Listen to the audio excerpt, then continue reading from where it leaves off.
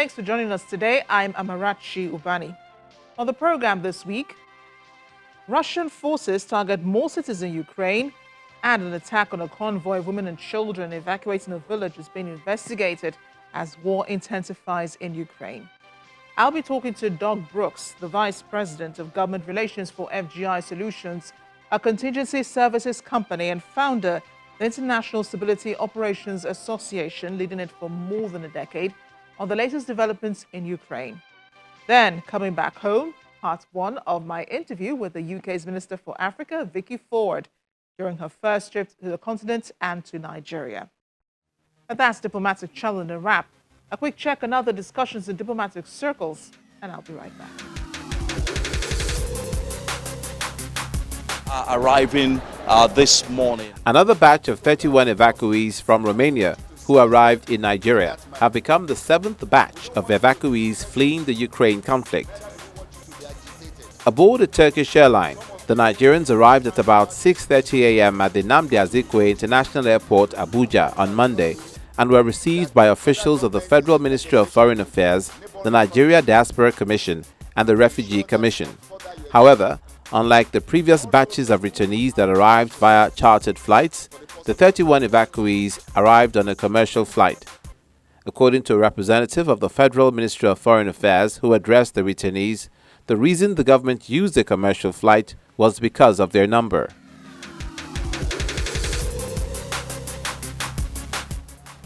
Ukrainian official Mikhailo Podolyak says peace talks between Ukraine and Russia is focusing on establishing a ceasefire, the withdrawal of Russian troops, and security guarantees for Ukraine.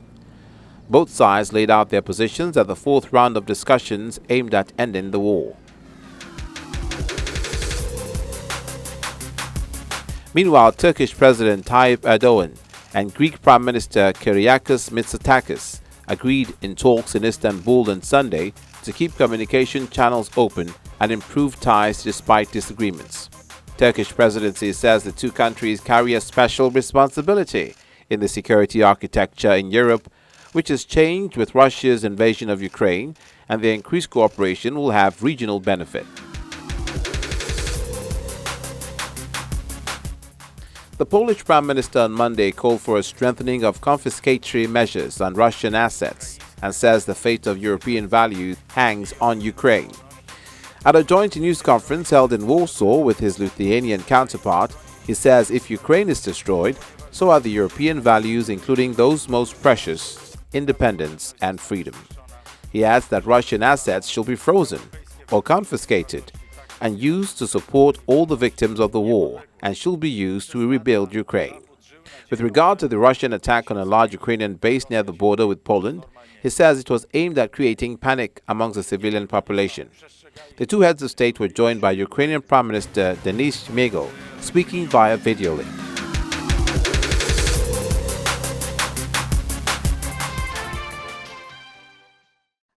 Welcome back.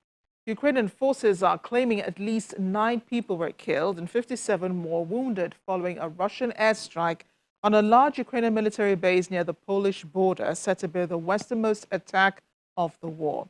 It's not clear if NATO instructors who work at the Yavoriv International Center for Peacekeeping and Security were there at the time of the attack. In the meantime, the death toll in Ukraine is rising amid more attacks by Russian forces. Several buildings collapsed after Russian missiles hit the Ukrainian military base in Yavoriv, which lies 25 kilometers from the border with Poland on Sunday. Russia said it had attacked the Yavoriv training facility, adding that the strike had killed up to 180 foreign mercenaries and destroyed a large amount of weapons supplied by outside. Russia's defense ministry spokesman, Igor Konashenkov, told a press briefing that Russia would continue its attacks against what he called foreign mercenaries.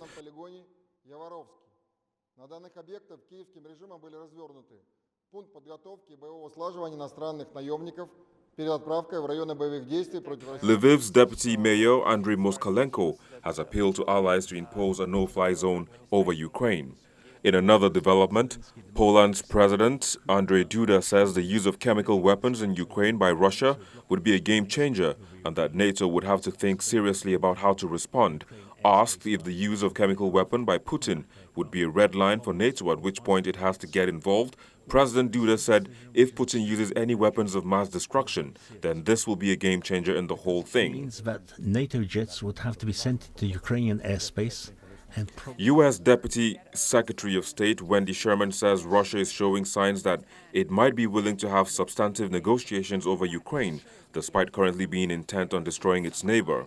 During an interview on Sunday with Fox News, she said the United States is putting enormous pressure on President Vladimir Putin to agree to a ceasefire in its invasion of Ukraine and to allow the creation of humanitarian corridors so that civilians can escape. Meanwhile, up to 30,000 anti-war protesters on Sunday demonstrated in Berlin in support of Ukraine, demanding President Vladimir Putin bring an end to the invasion and saying it was important to show solidarity. Ukrainians in Kherson also protested against the Russian occupation of their city. Many chanted and waved flags, and traffic signs were painted with the Ukrainian colors of yellow and blue. Russian occupying forces are planning to stage a pseudo-referendum in the southern port city to create a breakaway region, so says the deputy head of the local council.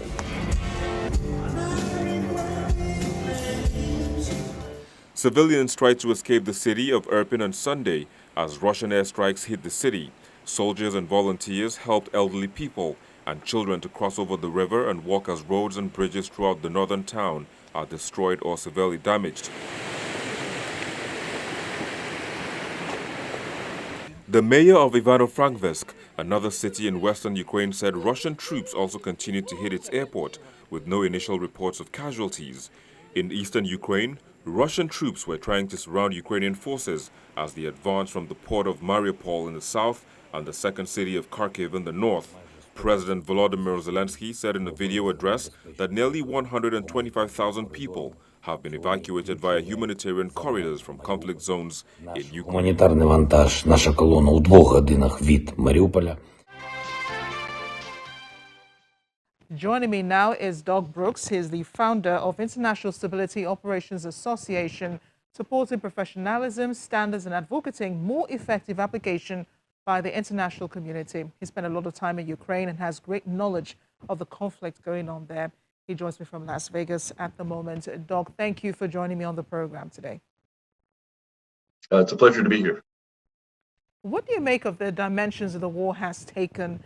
Russia had initially said its target was just Ukrainian infrastructure, but now with more attacks on residential buildings, the death toll is rising. So whatever Russia actually says, I mean, this was really a Putin decision to invade Ukraine, and it really was about changing the regime in Ukraine. I think Russia was not happy having a democratic nation on their border. The sort of idea that that kind of democracy could poison Russia and create a desire for the same sorts of standards and freedoms that they had in Ukraine. And so this was the real threat to Putin, whatever else he says. And Russian forces also reportedly hit a military base near the border of Poland on Sunday. Would this be considered an attack on NATO? It would not. And to be frank, NATO is going to do all it can to not get into a conflict with Russia. I mean, Russia is it is a nuclear power. Some people call it a gas station with nuclear weapons. It is not raising the risk to the entire world by having a direct confrontation between NATO and Russia is probably worth avoiding. So yes, they may hit close to the border, but NATO is going to, I think, be pretty clear that they're not going to get involved unless the Russians literally cross the border or start shooting across the border. Do you think Russia wants NATO to be involved in this war, NATO and the United States? Well, NATO and the United States are involved in the war. Obviously, they're shipping weapons. They've been doing training for the Ukrainian military, excellent training for ever since 2014. So a direct confrontation with Russia, I think Russia does not want to see that. Just to put this in perspective, Germany has just decided to increase its defense spending by 25%, so 1/4. That 25% is equivalent of the entire Russian military budget. And that's just one out of 30 countries in NATO. And a lot of countries are increasing their military budget. So I think Russia definitely does not want to have a direct confrontation with NATO any more than NATO wants to confront Russia. Many have wondered, Doug, if Russia would find some excuse to introduce chemical weapons into this war. What would be the consequences of that? I think that would be terrible for everybody. Certainly the U.S., who has been very open with their intelligence, has been saying that the Russians are toying with this idea of using chemical weapons. I think it would be a disaster for everybody. The U.S. and the West has basically said this would be a red line for them. This is something that should not be done. There's a lot of reasons from a tactical perspective that you don't use chemical weapons. It's hard to understand why the Russians would in this particular case, unless Putin, I should say, is simply in it for vengeance. But I sincerely hope, and I think everybody sincerely hopes, that the Russians do not take that step.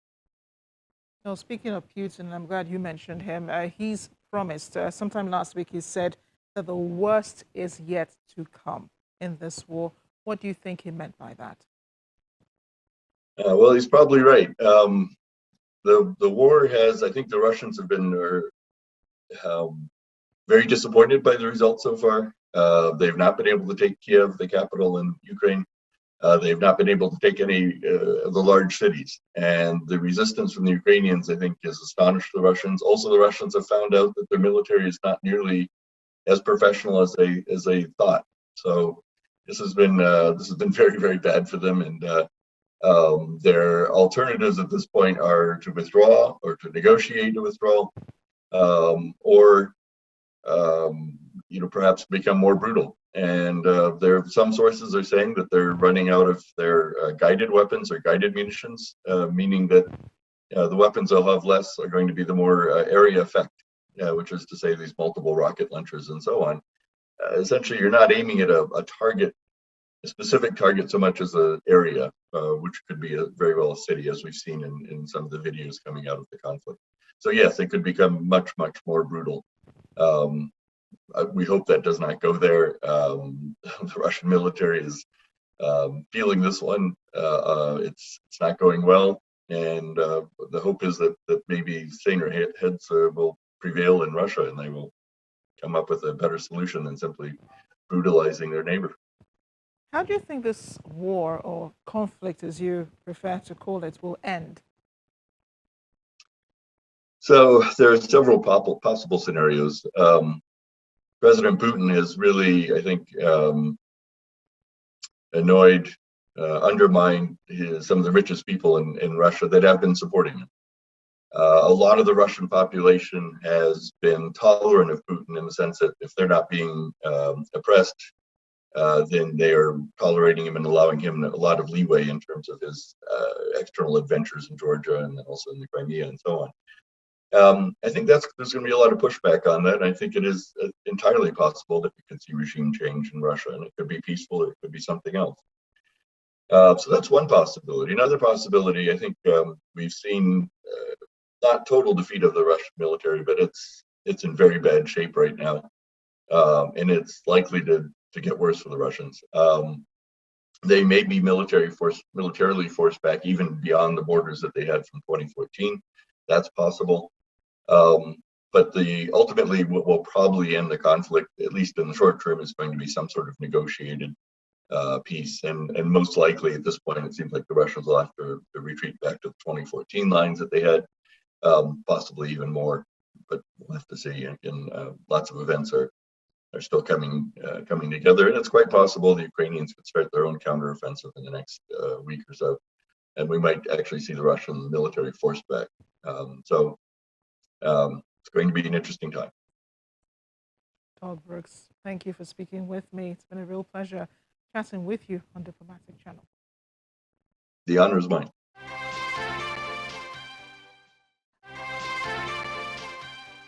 And on to the part one of my exclusive interview with the UK's Minister for Africa, Vicky Ford, during her first visit to Africa and to Nigeria.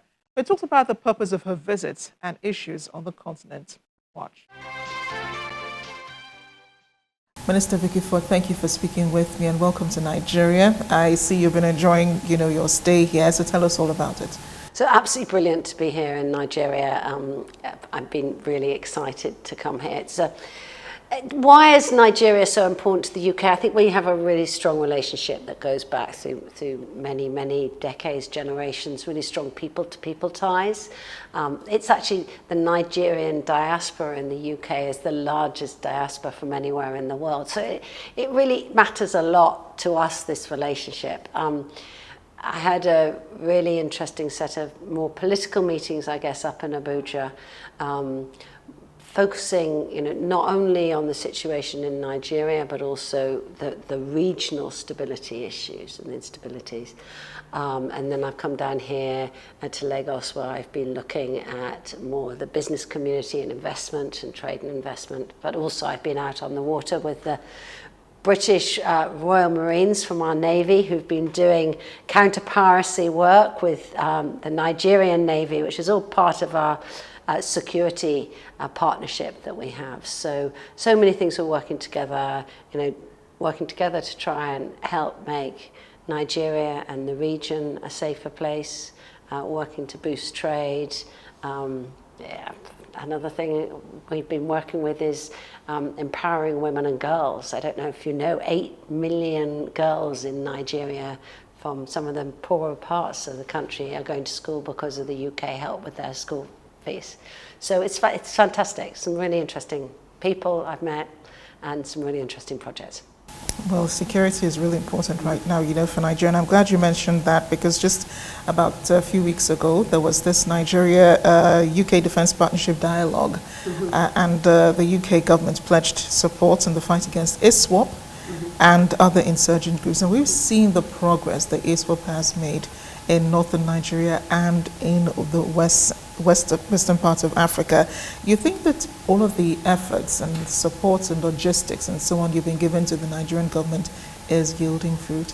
Well, I think it's a really, really complicated picture as well about the security picture across Nigeria. And I was very honoured earlier this week to meet 3 of the different regional governors, to hear about the different sorts of security issues in their own parts of the north. So what I would say about the security dialogue meetings that we had, it was led our National Security Advisor, the Nigerian National Security Advisor. It was very much the Nigerian security saying, this is the sorts of areas where we think you may be able to help us, and then us coming in and say, okay, yes, we think we could help you on this area. So for example, one of the discussions was about how to improve community policing.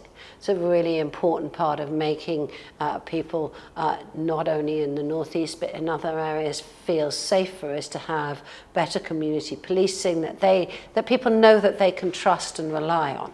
Okay, and that also means having policing that respects citizens' rights, that respects human rights, that people know that if they go and report something to the police, that they will be respected, they will be safe. And in one day at that meeting, mobilized over $700 million to assist the children, the poor, the needy, to provide food, to provide shelter for so many in Nigeria. So for that, today, I want to say written about, the change of democratic governance in these countries and the fact that the military government is refusing, to transit.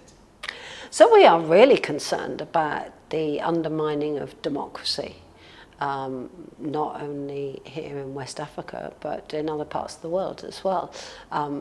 We believe in democracy, so does Nigeria, because we believe that when people are free to make their own decisions about who runs their country, who makes the laws that they have to follow, that leads to more peaceful and more prosperous countries. That is what we've seen again and again, is democratically run countries tend to be more peaceful, tend to be more prosperous, and that's what we'd like to see across all of West Africa. So we are very concerned about the undermining of democracy that you've seen, yes, in Mali, across in Sudan as well, where we've seen military coups. I was very pleased to be able to meet ECOWAS yesterday, the President and the Vice President, and discuss with them the measures that they've taken and the very strong stance that they've taken to try and keep countries coming back to the democratic process. When the Malian government in Mali said no more elections for another 5 years, I mean, that does not feel like you're on a journey towards getting back in a democratic process after having a military coup. So we've supported, the UK has supported ECOWAS in their strong sanctions and their strong approach back to that. I think it is really important that we have a robust and safe democratic election here in Nigeria next year to show people that democracy works. I mean, politicians are not perfect. Okay? Not every politician gets everything right. I'm not suggesting that. I'm just saying that at least people get the choice of who governs over them and that they can hold them to account at the ballot box, and that is really important. Where you don't have democracy, people don't have that freedom. But do you think the sanctions are effective? And what exactly is the UK doing, to help keep these military governments accountable to the people? So it is difficult because the sanctions that ECOWAS has put in place, including the border controls that they've put in, the border restrictions, we have supported that. I was able to discuss that with, as I said, the President and Vice President of ECOWAS. They believe that it is putting pressure on the government of Mali. Of course, this was only a few weeks after they first put them in place, but that is putting pressure. And indeed, I think they told me that they're going to be going up to Mali either tomorrow or early next week to have another discussion about the election timetable. Keep pushing and pushing and pushing. And I think we do need the African leadership that ECOWAS brings together, but it's important that us from the international community stand together. And the issue with sanctions is you always want to put sanctions against those who have put the problems in place, but you don't want to create more problems for the people who are living there. So, for example, it was important when the border restrictions were put in place in Mali that you would still allow humanitarian aid to flow. Really important that you can still help support the underlying people. And speaking of elections, Nigerians go to the poll next year, and those elections are very important at this point. And I know you don't want to delve into local politics, but right now the main news is about the president assenting to the electoral bill, and that's important. Civil society groups are saying if he doesn't do it now, then that will affect the election timetable. What are your thoughts on that? So it was very good also in Abuja to be able to meet the Electoral Commission, who are independent, and have a discussion with them about the bill, and also to talk with some civil society groups about the importance of this bill. And I really do hope that the president signs it, because it sounds as if it's making some really interesting, good steps to have a more transparent election process. And as I said, this election that's happening in Nigeria next year is not only important for the people of Nigeria, but is also a symbol for democracy across all of West Africa, all of Africa. Really, really important. My understanding, having spoken to the experts, is that one of the big things it would bring is that as soon as you've counted the votes at the polling station, they are immediately transparent. Okay? And so they can't be manipulated after the count. And that just brings that extra bit of confidence that you know when you go and vote that your vote is going to be counted. And we need to have that sort of trust in the system. So I do hope that the bill goes through. Elections are sometimes really challenging. They can be really challenging time. We will always want this election to be peaceful. I mean, of course people raise differences of opinion because that's what democracy allows you to do. But really, we want them to be peaceful, we want them to be robust, and we want people to feel that when they've gone to vote, that the vote counts. And that's, I think, what this election bill does, so I hope it gets signed soon. That's the program this week. Thank you for watching. Remember, you can watch all or any of our episodes again by logging on to channelstv.com. Click on Programs and find Diplomatic Channel. I'm Amarachi Ubani. I'll see you next time.